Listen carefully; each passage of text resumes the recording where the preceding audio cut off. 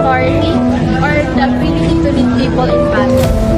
For years, a claim has circulated that Miguel Malvar was the true second president of the Philippines, a forgotten leader, a hidden truth. But is it really true? Or historical myth?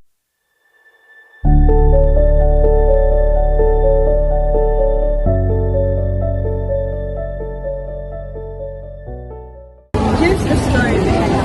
After Emilio Aguinaldo was captured in 1801 during Philippine-American War, he supposedly passed leadership in the supporters argue that because Malvar became the resistance, he became the president. I am Miguel Malvar, the forgotten president of the Philippines. This idea has spread widely through Facebook, TikToks, blogs, and online discussions. But here's the real question. Does continuing a fight make someone a president?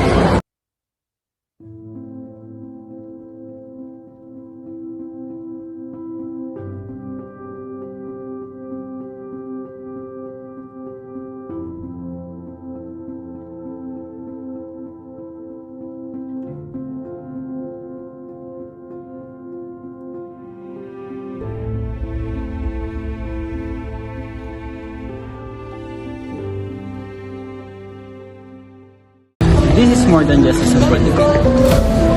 If this claim is true, then our understanding of Philippines is wrong. In the first Philippine Republic did not end where Aguinaldo was captured, but continued under Malvar.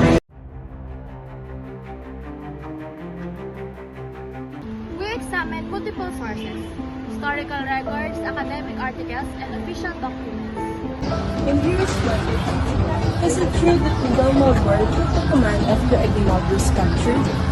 Did the remaining Filipino forces continue the resistance until 1981? Was he the president? According to the National Commission of the Philippines, Malvar was commander-in-chief, not a president. There is no evidence of a formal inauguration, constitutional succession, and official recognition as president. And most importantly, he is not included in the official list of the Philippines president.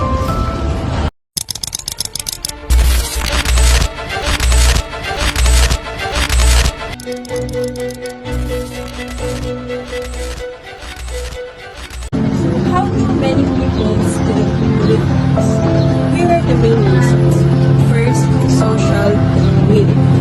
Information spreads quickly, especially when it's romantic.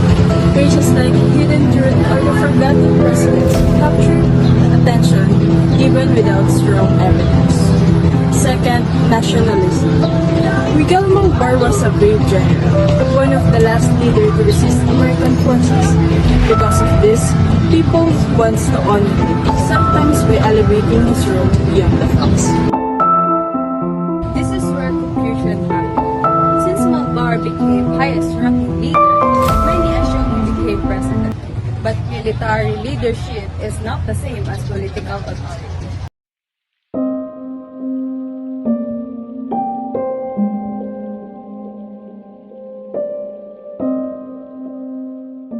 Truth is more complex and more powerful. After Aguinaldo's capture, there was First Republic of the Philippines was already collapsing. There was no unstable